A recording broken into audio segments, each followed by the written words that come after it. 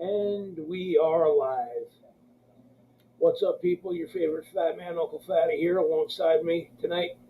The one and only Mezzy Shredder. What's up, brother? What's going on, John? Been a while. Yeah, how you been? Hanging in there, man. You know, life one day at a time. Yeah, I haven't seen you in a while. It's been a couple years. At least two. Has it been that long already? I think the last 2 time. years, huh? I think the last time we saw each other was probably that photo shoot in Rahway. That was 2 years ago, huh? Yeah. Wow. I think that was just at the beginning of COVID. And I believe that was my first time in Rahway since I gave up the studio up there. Yeah, I remember. It was nice. It was nice, but you know, here since I moved, you know, I got a nice little spot here. Yeah. Can't complain about Those it. are outside shots. Yeah, So more for the atmosphere. I think it was probably the beginning of spring, because Yeah, it was. I think it was May. That's good. It's a cool block down there. You know, it's kind of like Hollywood. yeah, it's definitely It's like a set. it has Some appeal. appeal to it, has grit to it. That's exactly, you know. So it's creeping up on 2 years in a couple months. Yeah. Time moves, and we got to get shit done. Yeah, absolutely. Definitely got to get some new press stuff done. Yeah, we'll do some more work together as things come up. It's good to see your show. It's good to come up. Yeah, I can't complain about it. We got two people in. Troy Yates. What's up, Troy? So we got somebody else out there. All right, who else do we got out there tonight?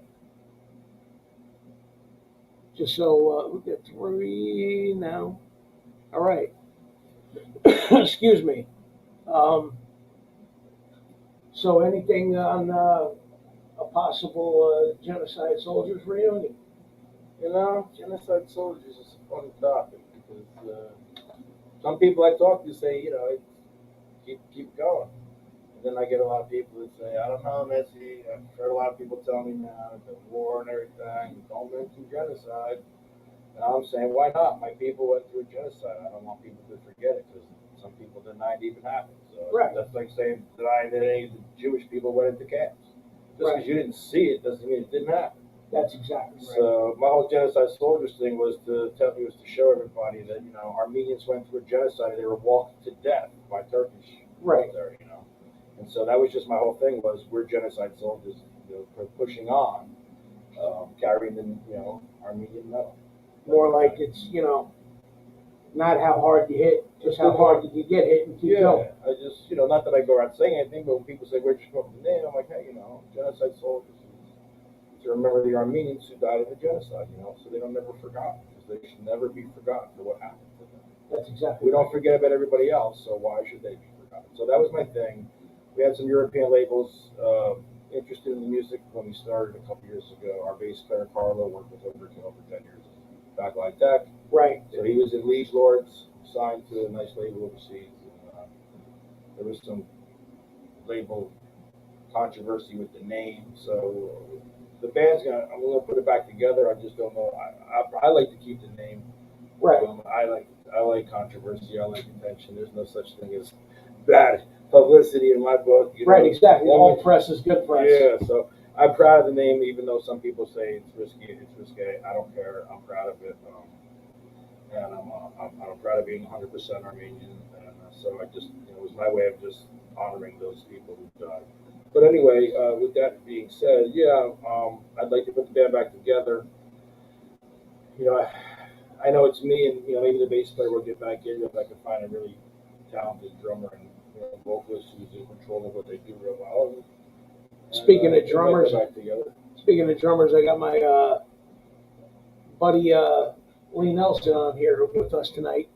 He's a part of a band called Black Suit Youths. Okay. And they're out of New York. Dude's a beast of a fucking drummer.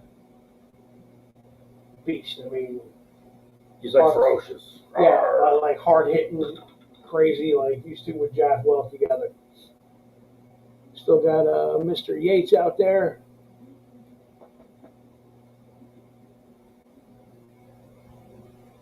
Well, you'll get all your updates on Mezzy tonight, brother.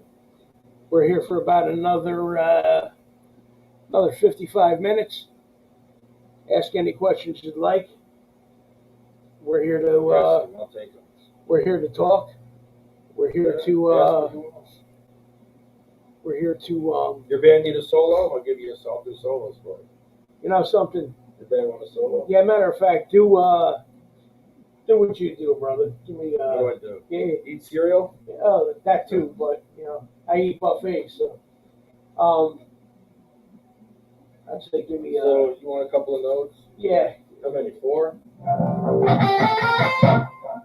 4? All right, that was a little tease there.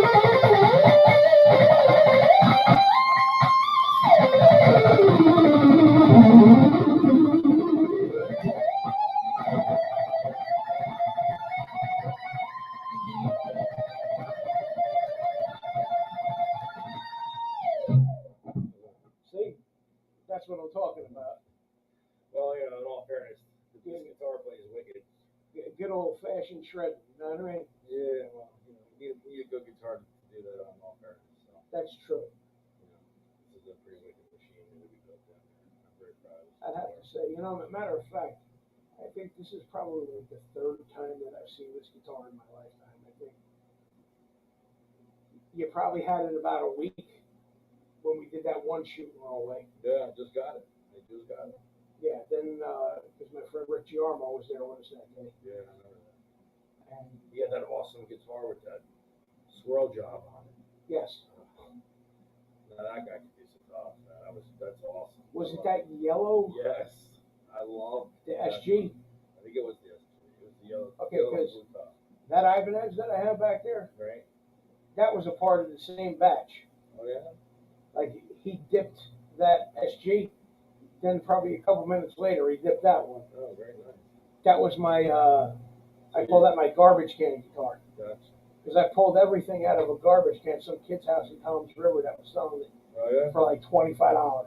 As a matter of fact, that same day I bought probably like 7 or 8 guitars with, you know, some of them were just parts Right. and, you You know, Frankenstein them together. more or less. And actually, it's funny that you mentioned Frankenstein because 3 of them were Kramer bodies. Oh yeah, you pull a little Eddie Van Halen thing and rebuild them with Kramer. Well, they were from, they're in perfect shape, these bodies. They were from the big sale when Kramer was going out of business in Yeah. '92. I remember that. And, I bought a bunch of brand new necks for like $20. right, exactly. Yeah, everything was going cheap that day. And, you know, they were all cool about it. You know, no offers were refused. You know, and if you were lucky enough to get there early enough, you would have got all the Floyds, all the Duncan pickups that they had, and everything like that. Yeah, I remember. I mean, my pops brought me down there with all my money. There you go. And '92, everything was, you know, a lot less expensive than it is today. Yeah. Biden wasn't in office back then. You got a point. Sleepy Joe. I would have to get it. No, I don't want to offend anybody who likes Joe. Never mind that. I can't deal with politics. Don't want to offend anybody. We love Joe. We hate Joe. So, Mezzy, He's kind of okay. Troy wants to know how many Deans are in your arsenal? Just 2. Just 2. Too expensive Deans. That's true. 2 very expensive custom-made Deans for me. I don't play anything that isn't doing for me, and they cost a lot of money. So I'm not really about how many, I'm just a matter about the quality of the ones that I have. These are all hand-built. I picked all the wood out myself. I went down there.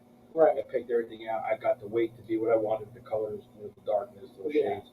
Because I really care about how well the guitar plays. How many do I really need? I need a backup for the one I have. Right. If I play in different tunings, I need one for each tuning. And so right now I just have 2. I had a bunch of mediocre guitars. I got rid of them. Right. And everything's pretty much just grab and go, Yeah. like for stage. I just used 2. I grabbed one of the 2, Right. And they're both ready to go. Yeah. Just depends on what you're doing at that given time. Yeah, exactly. I use one tuning, and one's a backup, and that's all I really got. You know, and right now I'm working on getting a diesel head, so Nice. that's $3,000 for the VH2. That's true. So it's about, for me, it's quality over quantity. I don't really have a lot of equipment, but the stuff I have is really nice. So it works and does the job well. It's really, I tell people a lot that I can't do the moves I do on any other guitars, but the very, very quality, good, high quality shit. Right. I just can't. I can't do it on $1,000 guitar. It's just not going to happen. I can't do it on. I can't. This guitar practically plays itself. I mean, Right. It's just so easy to touch.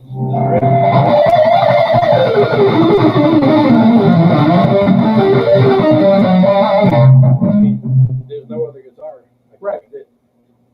It's even my Jacksons I had, my soul. To me, this is it. So. Well, I mean that. You know, I got two really awesome guitars. I don't need more. I mean, one day I'll get more, but right now. Over the couple of years that you've had this one in particular, I mean, it's pretty much became a part. You know what I mean? Yeah, I don't use my other one that much anymore. It's a backup. You know. Right. Because this one, I built this one myself. So the neck is. I picked this profile. This neck profile. The only other guitar this profile was on was the Rust Razorback that sold for $6,000. It listed for $8,000. It sold for $6,000. And this one lists for $6,000. And so if you bought my guitar, you know you're probably going to spend $4,800. But this neck profile is a V-neck instead of a U or a C. So right. When I went down to Dean, the manager, the shop manager, Dan, had to dig into the computer for like a half an hour to find this profile because they haven't used it in a long time. So it's a wicked profile. I had it on the Rust Razorback that I had. I was lucky enough to get one of those. Exactly. And so I got that profile. So I don't really, I just play just this one, and the other one's my backup because no other guitar is going to have this profile. Right. This is a wicked profile. Everything off the shelf to me is like, Yeah. It's like buying your suit at Walmart. Exactly. So just a couple of shout outs going. Sales Jason, my buddy Jay Leslie. Jay, we don't have no flying V's up in here, not just yet anyway. And Big Mike, what's going on, brother? Nothing much over on this end. Just, doing my thing here. And got the master Mezzy Shredder over here. And gonna be talking some guitar stuff tonight. And Mezzy's gonna be doing a little playing and just rocking out, man. That's what it's about tonight. And just a quick thing for next week. Next week is heading into 420, and that's all I'm going to say about that one. You're going to have to watch to get the reveal on that one. So, but we're here tonight, and give me a little more of that custom built theme, brother. Put me on the spot. Put me on the spot. Just a little bit. I don't know what to play.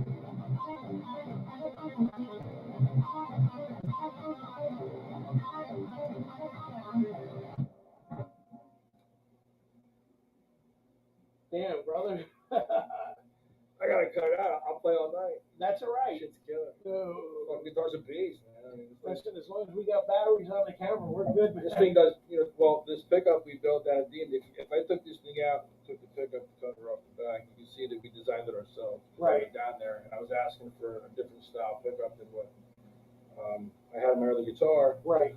So they were like, hey, we build pickups here now. We can do whatever you want. We don't have to just put a pickup in your guitar. We can build you one any way you want. Right. So I told them everything I wanted. They took me down there. They showed me how they wire everything up. I was Right. like, holy shit, man, this is like serious crap down here. Like, you guys, Yeah. you really know your stuff. So, Awesome. so they just hooked me up with education. We built this pickup. So I told them I like the pinch a lot. I like the highs. I want the cut. So when I hit like a note, so I want to really be like, Right. And then they hooked it up. They wound the pickup up, and I got the guitar. First thing I did is I put it together, hooked up my amp and shit. I went and tested out my pinches, and I'm like, you got that burp in here that you like? yeah, that perfect.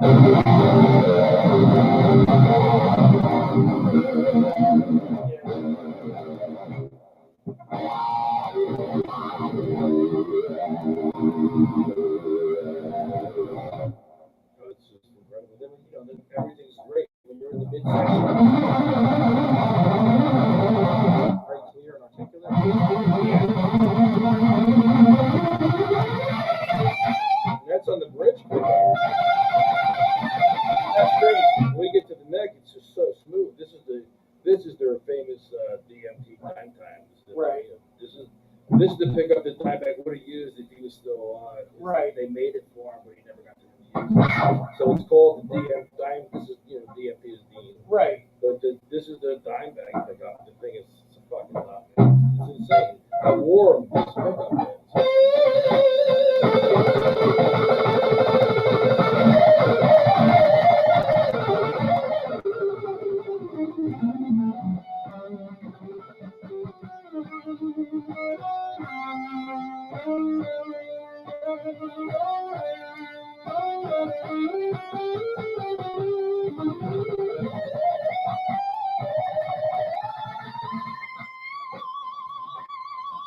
That's the neck. And then I still go down to the bridge. Right. So there's this thing makes every sound possible. So, a couple more shout outs. We got Easy Eddie Z out there. What's going on, brother? Yeah, he's one of us, bro. No doubt about it. Also, Where am I looking, man? I'm looking up here. You're looking right straight ahead, bro. Like right in here. Yeah, we're good. I feel like I'm looking at the wall. Nah, you're not looking at the wall. You're right next to my There we go. ugly friggin' mug. Hey, what's up, everybody? So, Troy wants to know what the build time was on this. They told me maybe up to 6 months. They sent it to my house in 5 months to the day. Wow. It was like, they knew my birthday was in November. That's pretty good to get accustomed. So I said, hey, it'd be nice if I got it before my birthday. And they were like, we'll try. And sure enough, they sent it 5 months to the day from when I was down there. Yeah, because I think when you got it, I think we did that shoot probably close to Halloween. Yeah. Right? Yeah, I had just gotten it because it was like, I'm like, all right, my birthday's in like a month, and I wonder if I'm going to get it. And 6 months would have been like, right in the middle of the end of November would have been the 6 month mark. So I'm like, all right, I may or may not get it by my birthday. And then it came a month early. It came exactly 5 months to the day. And they tell me it takes like 6 months. So when I was there, they after I picked the top, this piece, they had this alcoholic material, I feel like acetone or something, that we put on the wood to see the finish. So once I picked this top, I picked these two halves of chunks of wood. They started the build in front of me. They glued the two pieces, the body together. They shoved them through some sort of machine, and like 170. Yeah, so 170 seconds later, the glue's all dry at the body. They're plating the thing already. I'm like, holy cow! I just picked those pieces like 7 minutes ago. Right. Because we picked everything. They walked me over to the neck area. They were like, hey, these necks have already been set. They have two groups of necks, right? They're all clamped together. And the one group has been sitting there for like 3 months. Okay. And then the other group of X is there less than 3 months. And they go, the group that's been here 3 months made it through and didn't warp. These necks, we got to make sure they don't warp. So they were like, pick from this batch. I picked my neck. I picked darkest piece of rosewood. They were like, hey, we got a brand new box of rosewood for you. So I was like, cool. I wanted to look through all the rosewood. I picked the darkest one. I wanted the darkest piece of rosewood. The tops, they got a brand new box of tops. Right. Me and my manager, the shop manager, we're down there popping these tops and putting them all over the table they got there. We're wiping them with this material, this acetone stuff they got, and we're checking out what the grain looks like. And I'm like, hey, what do you guys think? And these lines were the nicest of all the pieces that we saw. Oh, and I tell you what. So collectively, the three of us chose this top. The inlay work is beautiful. You know, it was a rock. The inwork. This is crazy because, dude, I had no idea that my letters of my last name fit the dots. Right. Like they do. I was like, holy shit. So I was like, I'm going to put my name in the dots because it spells out perfectly. And then I was doing the Motorhead tribute band. Right. And I love Ace of Spades. So I was like, you know what? I'm not going to do 2 dots. I'm going to do 2 spades. The tribute to Lemmy. Right. And when and Lemmy was still, I forget, he just died, I think. Right. He just died. So I was in that Motorhead tribute band, and I figured, what the hell, man? I just put these spades in there because it was, they looked cool. They did a nice job. They made them the perfect size. I thought they were gonna. I was afraid they might be too small. You wouldn't see them. Oh, or they did a nice job. Or too big. I mean, because they could still come out. Well, these frets are they're made by Jesker. They're not. They sell them as Dunlop. Okay. People think they're Dunlops. They are, but Dunlop doesn't make them. They're Jesker wire, I believe. I think that's the story, I believe. Because if you look up the number, it's the same size. But these are the largest frets that they'd be able to put in for me. So I didn't know if that would affect the size of these spades because the fret size encroaches on the fret itself. But they did a perfect job. I couldn't believe it. I got this thing home when I took it home. I was amazed. I just played the song. So. The next time I get a guitar, I have to go back down there and order it all over again because that's the only way I get this. That's how you get this. For me, anyway, that's how I get the killer perfection. I'll tell you what, I mean, that I've never been like a huge Dean fan. Right. But like some of the newer stuff that's been coming out. Well, they shot themselves in the foot now with that whole lawsuit side back. Right. That guy down there is, I don't know, man, he's nuts. I mean, they also had a guy down there that, I love the Deans, though, I really do. Well, I mean, I have the Dean bass back there. Yeah, I think it's finished. Remember that Dean Strat that I gave you a while back? That I got another one of them back there. Just it needs a bridge. I gave that guitar to some little kid. He just about cried. Really? Yeah. It was at the Telecaster, I believe. Yeah, I had one kid who did cry in front of me one time. He had no, he didn't have a dad. Yeah, people are grateful when you give away free stuff like that. You show them interest, to somebody that you're not that close to. Right. It's one thing when you give something to your relatives, but I didn't know these kids that well. I mean, I knew them from giving them lessons for however long, but they're just passing through when they're on like a piece of junk, and you're like, hey, dude, we need a better guitar. Yeah, exactly. The parents aren't hearing it because they just don't hear it. I mean, I remember you telling me about that. That was something that kind of, yeah, like this one touched my heart. So, so I appreciate it. You helped me out. You gave me those guitars. I Frankensteined them together with a bunch of parts that I had and stuff that people were donating, and I was able to give away 3 or 4. I think it was 4 guitars, and 2 of the kids cried. Like they were tearing up in front of me. I'm like, dude, I don't have no Kleenex, man. Like, exactly. It looks like it's a sleeve job. But that's why you do it, because people. I've given amps away too. The little line 6 amps, they're cheap. They're like $40, $50. Right. You buy a couple of them. You see kids that just need an amp. They're playing on nothing. You just go here. $40. It's like 3 beers. Here's an amp, and it touches people. They really think it's a big deal. One of our listeners sells Jason. He's there like play some Ace of Spades. This thing's in drop D. I can do a little bit if I the thing is it's just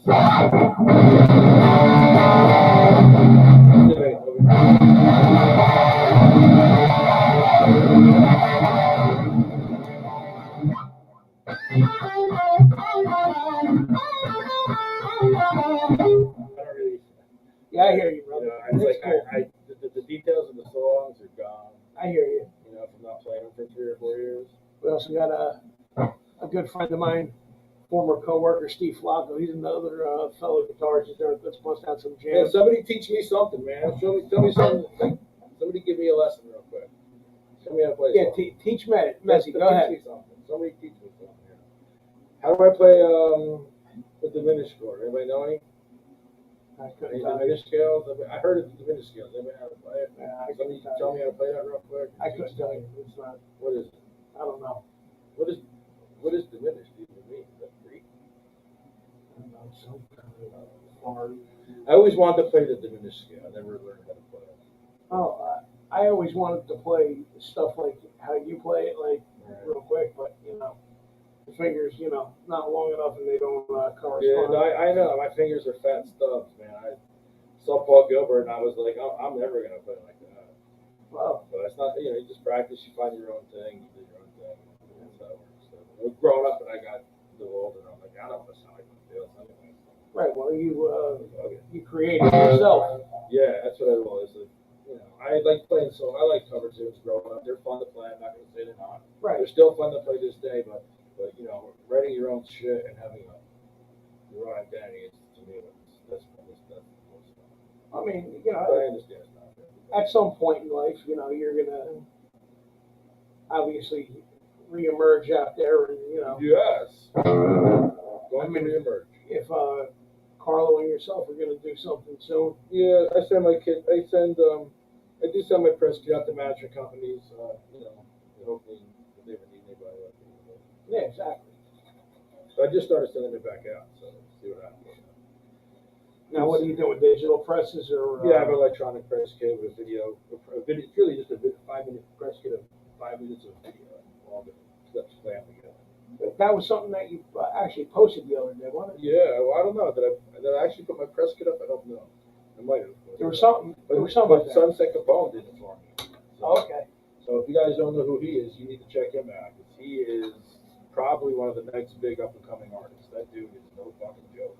Yeah. Look at his videos are wicked. His songs are the best. They're better than all the stuff. I mean, what do you call him? Like pop. I would He's probably. got like a very electronic sound. I wouldn't say it's like. It's not rap. It's not like a top 40 either. Yeah, I don't know. He's inventing a new style of like rap, rock, electronica. Pop. Yeah, I don't know. It's Dubstep. all, yeah, it's just awesome. That's why I'm saying it's incredible. He's sick with talent and driven on. He was always great with all that like electronic, that wee. Yeah, all that kind of stuff. Most of my recordings of my solo shit are all done by him. Right. I've done a lot of stuff with him too. We were in different bands together. Right. And that kid's fucking. Ain't nobody got more talent than that. No, he fucking plays. That kid plays piano like Beethoven, like Chopin. Yeah. I'm not even kidding. You see the way he plays ever? Dude's his hands are like Chopin. He's like incredible on the piano. Unbelievable. So one night we were at a practice up north, right? And one of his other projects, and there was he did a song about Ebola, and it was just like when that first came out and whatever, and they were all just like messing around and whatever. And I was there for the taping of the video, and the video was just hilarious. Ebola, I wanna roll you. And he's sitting there at a piano thinking he's Beethoven, had the cape on and the whole nine.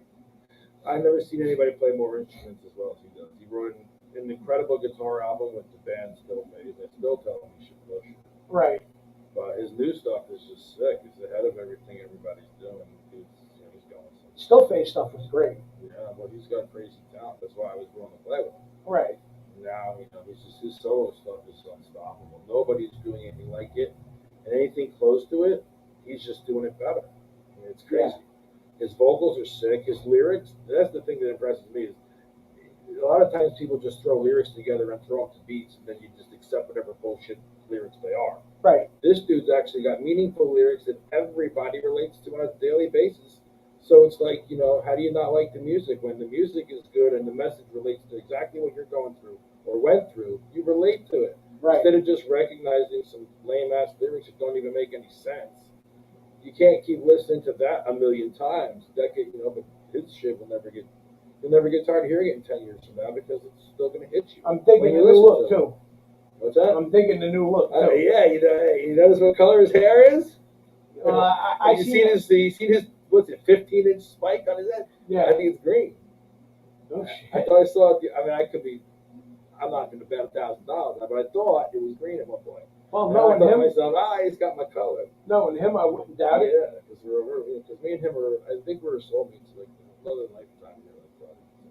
But I'll tell you what, not for nothing. If you ever seen the movie Summer of Sam, Okay. he looks like the guy Richie that was in there at the end. Okay. He, because the guy, like turned into a punk rocker or something like that. During that time period or whatever. It's going back to like '77. Gotcha. But it was, like the early stages of CBGB and all that kind of stuff. Yeah. Okay. And it was a cool movie, but the sunset looks like if you take the two side by side, Gotcha. it's definitely I'll have to check it out. oh definitely. The Sons of Sam. I know it's actually the Summer of Sam. The Summer of Sam. But I tell you what, not for nothing. If it wasn't like that, it'd be a good. It would be a pretty good name for a band. Yeah. Sons of Sam. Everybody'd be scared to shitless to come see us. Probably. Especially chicks. Yeah. So, what's going on this summer? Anything coming up? You got some shoots? Yeah, I'm gonna be. You're doing a shoot for me, aren't you? Did you talk about said you're doing something in May or something? Yeah, actually, I'm gonna be doing something. Down? Yeah, I'm gonna be doing something in May down in Asbury on the boardwalk. There you go. I'm gonna do like kind of like a band and babes day. Yeah. So you said somebody wanted me to come down. Yeah, I'll come down. We'll do some shows. I got We'll do some shots, photo and some video. Video and some liquor shots too. Yeah, some Some liquor shots and some photography a shots. little fireball. Yeah. No shotgun shots because they'll No. have us in jail. No, that goes on in the inner city of Asbury. Shots fired. Shots drank on the boardwalk. Yeah, well, people are drinking all up and down that boardwalk. It's like Fremont Street in Vegas. Shots were fired in New York City while shots were drank over on the boardwalk. That's it. Yeah, so I think I'm doing that on the boardwalk May 7th. I'll be there. I'm gonna start at like 9 o'clock in the morning, just like some beach stuff. Yeah. And then, obviously as the day goes on, people are gonna file in. So, I know I have you slated for that. The band Light My Fire to endorse tribute. Mike Padrone and a couple of his guys coming down there. Cool. I think Garrett Sweeney, he's a guitarist in Monster Magnet. He's That's also gonna be a good time. he's also in that band. That's awesome. Then I'll have Eddie Z coming down there. A couple other Lee Nelson guys from Black Suit Youth. Nice. You got a full day of stuff going on. Yeah, it's going to go from like 9 o'clock in the morning to probably like fucking 9 o'clock at night. Cool. Easily. And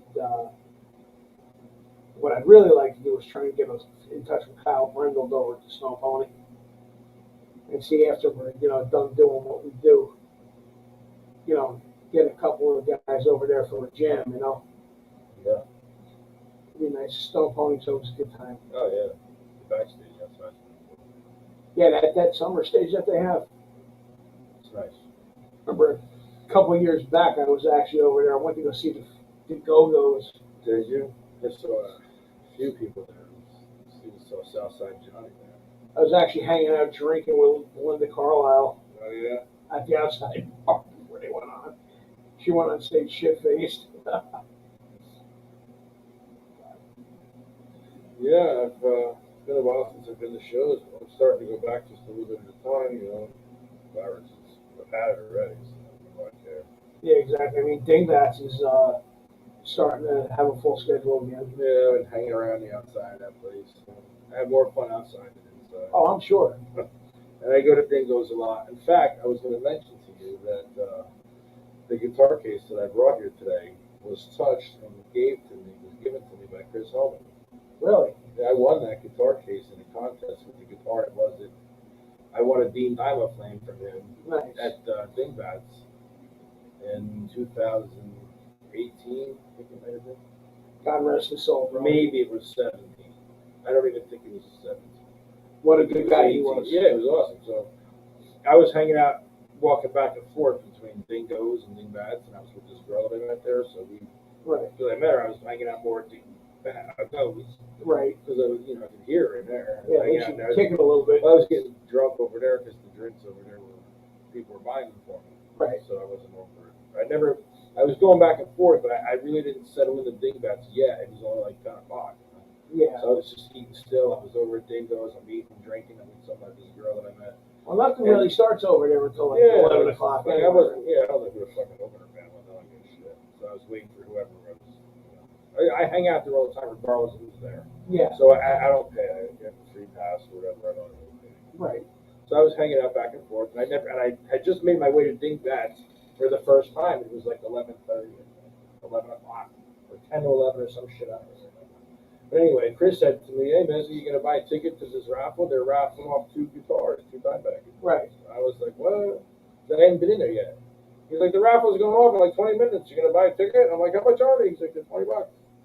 I said, "Give me 2 for that orange guitar," because I didn't want the other Dean guitar because I had 1 pickup in. I'm like, I can't fucking play. I said, if God forbid I win, I can't do anything with 1 pickup. So this other guitar, it was a Diamond Flame. Okay. It had it's this shape with all the fucking flame and shit on it, So I go, "Give me 2 tickets for that Diamond Flame." But I said to him, I'm eating across the street. Can you just tell me if I win? Just come get me. Yeah. I'm not thinking I'm ever gonna win.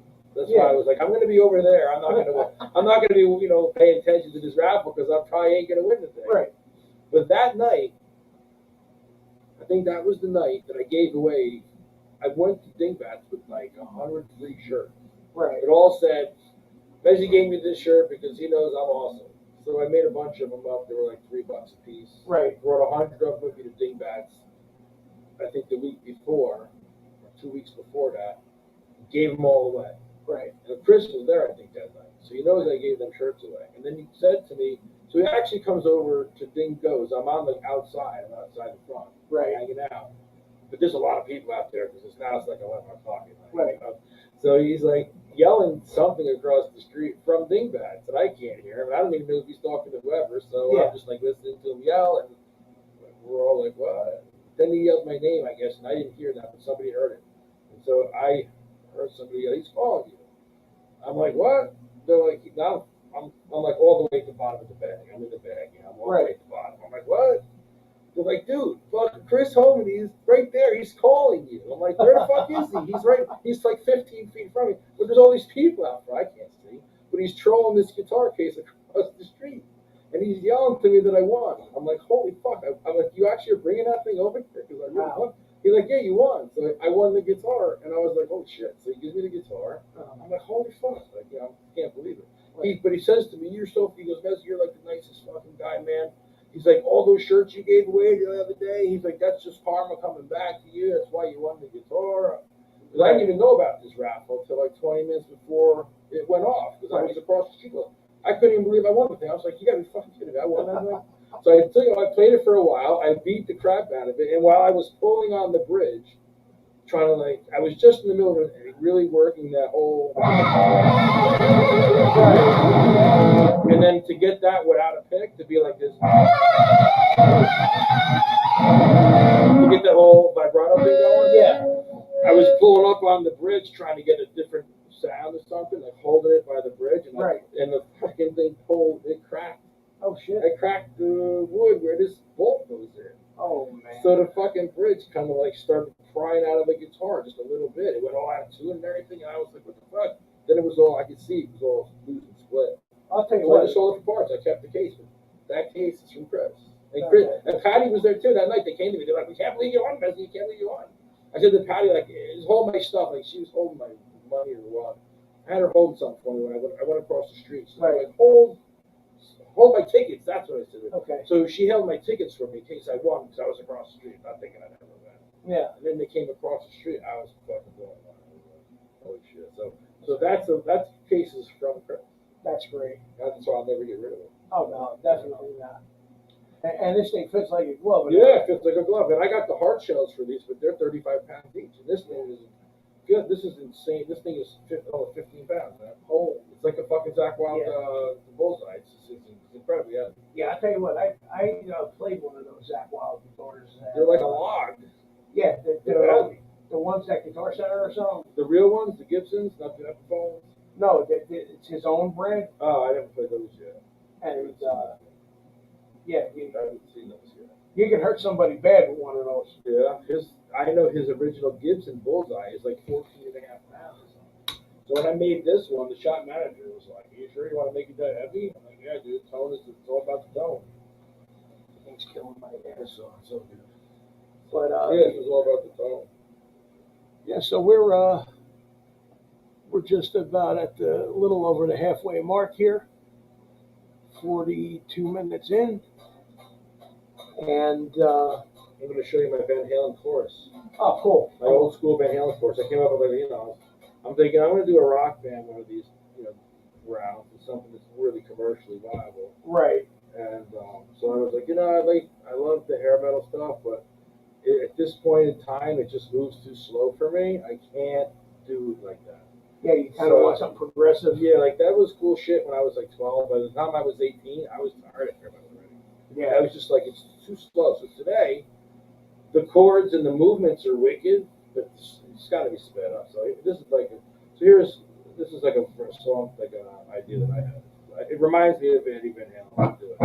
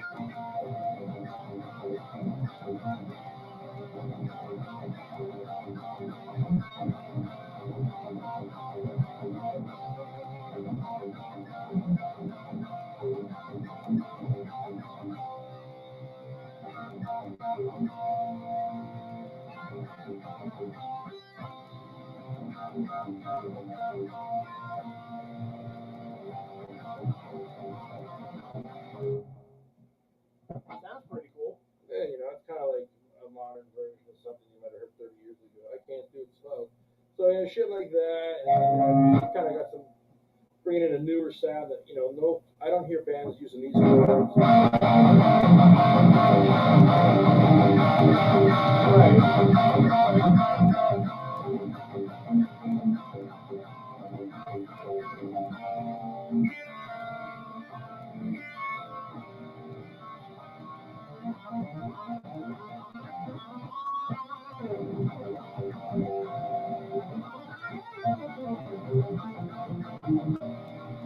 So just, a little more movement on the chords instead of just kind of sitting around. Yeah.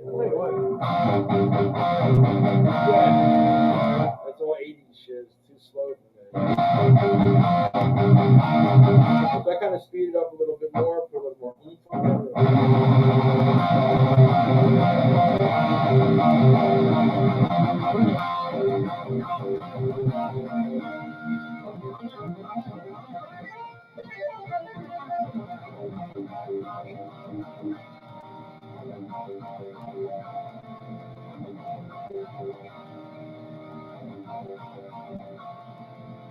The last band I heard do shit like that was like Metal Church. Right. Badlands type of shit. So, Badlands, stuff like that. I mean, something, now it just sounded like more like Ingve in a way. That's all that I love the harmonic minor stuff. That's more of my Ingve influence with this kind of crap.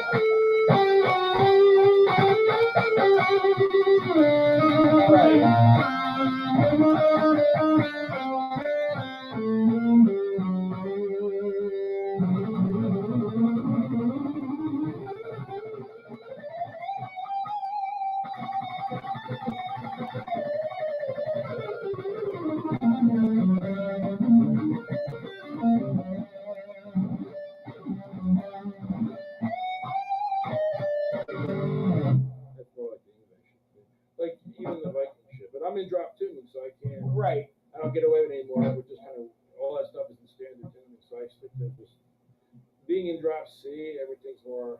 I have to play my own shit. There's not so much I can cover. Right. Because nothing's in drop C. Right. If it's in drop D, maybe I can play it. But I don't know. Now that the rest of your strings are down a whole step, correct? Yeah, but I tune it a hair off Okay. from there. Like I go a quarter step below that. Right. Sometimes, a lot of times. Okay. Because it's a little more than this is a standard C. But a lot of times I'm at quarter step below that. So Okay. a little bit like, yeah, it's more like my tribute to Dime. He only did a quarter step because that's what Van Halen did. right. So that was like his way of being like, hey, I like Van Halen. Right. So when he did the I think when he went down a whole step on like that Revolution is my name stuff, Reinventing Steel. Right. He was a little bit slightly flat for a whole step, I believe. I think just because he liked the sound. So I just figure 1,000 guys are playing the drop C, so a lot of time I'll tune below. Like when I record, like when I track, I'll be a little bit low. Right. So it's not exactly like everybody. It sounds a little different. It doesn't sound the same chord there is. So Troy wants to know what gauge strings are you using? Nines. Nines. Yeah, I use really thin strings, nines. I can do nines all the way down to a B and still make it playable because I'm really good at setting up Floyd Roses. So I can set up a Floyd Rose to any string tuning. Right. With any size. And since I like a lot of vibrato, they Yeah. bend real easy, you know. Like if you notice, all the stuff is just, I do a lot of vibrato. Right. So you can't do that with 10. It's gotta be 9. Yeah. So I'm down a whole step at 9. So I heard Billy Gibbons from ZZ Top, he's using like 7s. I don't think they make 7. Yeah, they do actually. Really? Especially for him. Oh, all right. Because that's like 8 is the lightest I've ever heard. Yeah, that was And I can't even find those. yeah, right, exactly. Get them online somewhere. Yeah, The 8s are like, you breathe on them too heavy, they break. yeah, exactly. But he's like 7. he's like a slow-handed player. So I don't know, just his blue shit, is second to none. But, Yeah, that's interesting. But that's what actually Interesting. I actually saw a YouTube video on that, and Very cool. he's just doing his thing. Very cool. Yeah, I play 9s. I like the vibrato feel of them. They bend real easy, and then the other thing is when you play guitar for a long time, Right. you're gonna get, sooner or later, the heavier strings, you're just gonna develop. If you are going to develop tendonitis, you're gonna get it a lot sooner with heavier gauge strings. Oh yeah. It's just a known fact. But I mean, if it's something that you can't move, you know what I mean? Well, I never played on any, but I tried it. When I was younger, I tried heavier strings. Just realized I can't do anything on them. You can't bend them. And vibrato and bending is where all the feel is to me. I mean, that's what I was taught. I mean, even on like your amps and stuff like that, you do a lot of custom mods too, right? Just to kind of get I used to. extra crunch. I used to take the capacitors and split them for different frequencies or different amounts of filter. Okay. The colors, filter the sound, the frequencies differently. And they have different. They allow different amounts of energy through. But I don't do that anymore because it's a pain in the ass. Now I'm just going to go grab a diesel VH2. Right. Because that's just the middle monster without all the other stuff. The VH4 is a studio head. It's got 4 channels. You can do everything with it, but I'm not looking to do everything. I just want to do that one. Right, exactly. The VH2 is like $3,000 just for that. But that is a insane head. Right. You don't want diversity. Yeah, I just want quality of tone. So that's what I'm going for. That's why I only can afford 2 guitars. I got 2 good guitars, but for a lot of money, I'll tell you what, like, just like screwing around in here, I use that program Amplitude. Okay. And it does pretty well by me. Yeah, you're just parking around here. It's fine. However, you can get some decent stuff recording wise. Yeah, sure. You get all the boogie stuff. You get all. Yeah, there's a lot of technology. It's a beautiful thing. All this Fender shit. Yeah, there's a lot of stuff you can get out of this thing. I'm not saying any other tones are bad. I'm just saying I prefer. Even one of the plugins that I use, It's a assimilation of the old Rockmans. Okay. I remember those. They're Rockatron. Yeah, it was actually the guy from the guitarist from Boston. Tom Schultz. Yes, It's his company. yeah. You know, he developed it. You know, mid '80s, I guess. Right. You know, the little units Yeah. and rack mountable units. Right. I remember that stuff was big back in the day. There was a bunch of different versions of that. Yeah. You know, Very cool. I still have, you know, like I said, I have that plug-in. You know, it gives me that Def Leppard Hysteria sound. That album. 'Cause they actually, Phil Collins used that was his only effects processor through that whole album. Interesting. Don't get me wrong, I'm sure you could hop one up really nice. Well, I'm also sure they're behind the board, whatever they were doing. They made it sound good too. So, yeah. Yeah, so I mean, we got excuse Where's me. Michaela this week? Michaela, she couldn't make it tonight. Rain now. Well, I would probably say that's the popular version why she couldn't make it tonight, but Well, it's okay. It's all good. I'm here. I'm taking up the space. that's it, man. You know, it's definitely a good hour. I can't, no complaints. Yeah, You know, it gives a little catch up time anyway. sure. And yeah, so I'm really looking forward to seeing if you and Carla do anything in the near future. I'll try to get him to do something. He's far away, and we'll do something. You know, we were going to do something down south. He mentioned doing something with Johnny Zazula, but Yeah, you know that. that obviously wasn't it. But Tell you what though, not for nothing, filming a video in his house. would be wicked. Oh, that'd be crazy, bro. Castler Burlington. That's what I'm saying. Well, he told me I can come up and stay with him. I'd be staying in one. He has a side house. Okay. And he always is like, you can stay in my other guest house. His guest house is like a mini castle. It's like it's the same thing. It's like I'm like, dude, you live up here like fucking Burnsville Forest, Yeah. but all the way up by Binghamton. Yeah. Because he's way up there. He's up there upstate. Yeah, it's like 3.5, 4 hours Yeah, but away. he'll come down to do projects that are work. We just don't get together a whole lot because we practice at our houses. We write the music. You know, we send it to each other. Yeah. You know, if I write a guitar riff, I can send it an MP3 to a drummer and him, or a singer, and they can all do their own shit. Or really, once I send it to a drummer, he gives it back to me. It's got drums and guitar on it. And Yeah. at that point, the bass and the vocals can just put whatever they want on. You know, so we don't. Really, Yeah, if everybody's practicing the songs at their house, really just meet up once a month. Just Right, throw them just be in the together. same room together. Yeah, and then that's it. And then, like, you know, any other professional band, you just meet up 4 shows once or twice, and that's it. You go play. I mean, that's what I do. I mean, you know, I don't play. I don't ever practice regularly with anyone. I think if they have to do that, Yeah. they probably aren't very good, you know, especially a cover band. I mean, you all know the songs. You're sitting home playing them. You're all playing against the songs at home. How many times you got to meet up? And I don't get it. Like, how many times do you got to meet up if you're sitting home? If you got the fucking song perfect Yeah. on your instrument at home, you're the bass player, and you can play along with that song and get every note right. How many times do you got to meet with your band to get that shit right? I don't know. I mean, to me, it's like you know. Makes sense. I was playing with Whiplash for the last 2021. Right. And I did a little tracking, and they basically said to me, go learn the songs and come in knowing them. And that's what I did. And then we just played them. There was no, like, you know, here's how it goes. I mean, it was different than when I said to them, how do you practice before your shows? They're like, oh, we don't play much before shows. We don't really get together ever. Then we have shows, we just get together a couple times to play, like any professional band, you know? Yeah. That's what they do. So, same thing with me, you know? Like, Just to kind of give the show a yeah, once over. they already know all the songs. They just get together and hash them out once, and then they go on the road, maybe twice, and they go out. And that's what I would do. You know? Of course. Just stay home, learn your parts. So when I write original music, I know my parts, and you know whoever's writing their parts, they write their parts. Then everybody's like, hey, we all got our shit down. Okay, let's go meet at the studio. We play for 4 or 5 hours, go over the songs, you know, 10 or 15 times a piece. We realize we all know them together, and Right.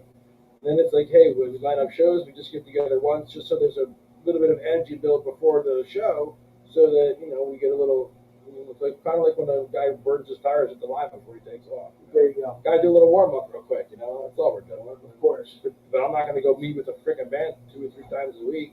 Like I'm 12, and I did that shit when I was 15. Yeah. So nowadays. But yeah, so Carlo doesn't have to come down a whole lot. He just come down once in a while. But dude's an insane bass player. Well, yeah. He's far away. Plus he's a nice guy, so I like hanging out with him. Oh, he's a hell of a He's got guy. good energy. He's a nice dude. I love that guy. I really wish we were closer. I keep telling him I want to come up to his house. I definitely Visit him. go. So now that the weather's warmer and COVID's over, I want to go. Because he's a little healthier now. I'm better, and I think it's a good time to go visit. I love driving upstate New York. Yeah. So I want to go visit him and sleep in the castle. I'll tell you what. Gotta get some pictures of me, Rapunzel in my hair down out the window. I'll tell you what though. Once you guys put it back together, and there's something in line to do a video, definitely have to do a video up there. Yeah, that would be lucky. You could stay overnight. You don't have to go back. Right. Exactly. I wouldn't spend 8 hours in my car Exactly. on any given day. You know what I mean? Yeah. Hell, that's just a pain in the balls. Yeah. That's why I said I want to go hang out up there. He has some project he does up there already. Uh-huh. Some guys. He does a lot of people. Well, he has to keep sharp. He's always got players. Yeah. He's got to keep sharp. He's playing a 6-string. Like he said to me the other day, if I could get down there, I'd bring my 6-string and write some crazy ass shit for you. Yeah, it's funny because he'll come if I could get a drummer. If I had a full band, he'd come. He can't stay away. no, Because he knows the music's going to be good, so he can't stay away from good music. no, he's definitely one hell of a guy, one hell of a player. Yeah, he's full integrity, man. You don't meet too many people like him who are like 100% with integrity. He just sticks. He does what he says. Sticks to his word. He doesn't bullshit you. He won't tell you. He just has integrity. Really, very strong on that. That's why we click. Yeah, exactly. Me and him are like, we know when someone's telling us the truth. Yeah, when somebody's jerking your fucking chain too. Yeah. All right, so we're So I just want to say thanks, guys, for checking it out. There's not a lot of you out there, but thanks for hanging out and just checking us out. We're here to chat and give everybody something to chat with for an hour. So we're at our last minute and 45. With the cabinet, or are you playing the runway with the diesel? I run a diesel cabinet, brother. I found out about those when I was tracking the Tracks East with my band Warhorse. Remember those guys back in like 2010, 28? I actually do remember that. I was down there with Eric Rachel at his Tracks East, and he had a diesel cabinet, a salt pepper cab.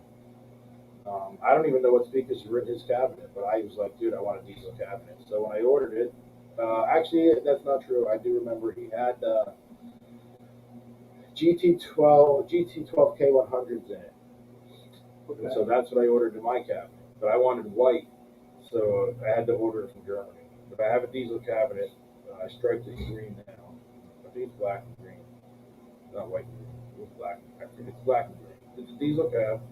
And I'm going to run that with my head, And I'm going to get a nice, all I need is a nice echo. I need something for these licks, I got that. This Line 6 is nice because you get it, it's right in the amp, but I got to get something that replaces that. Yeah. What is that?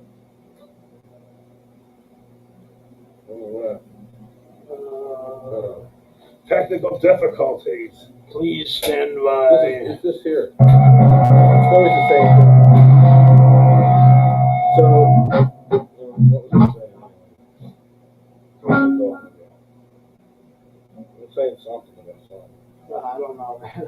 I'm like, Yeah, I forget. it's all right.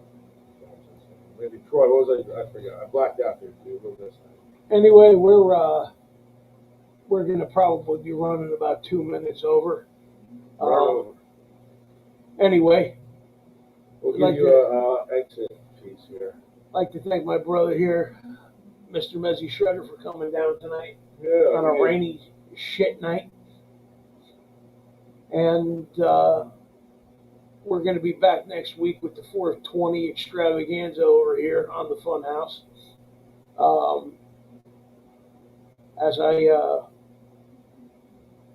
Michaela will be back next week too. So we'll have boobs a popping And that's pretty much tonight's show. Good night. God bless. And remember, don't take no shit from nobody.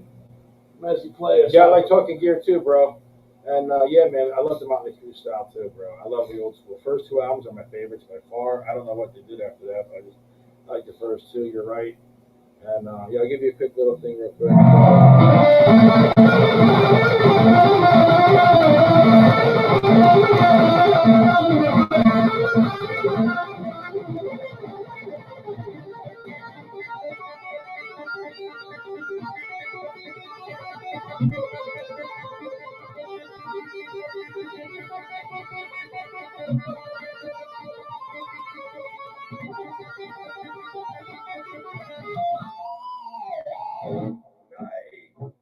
On that note, everybody, good night. God bless. See you later. Thanks for tuning in, guys.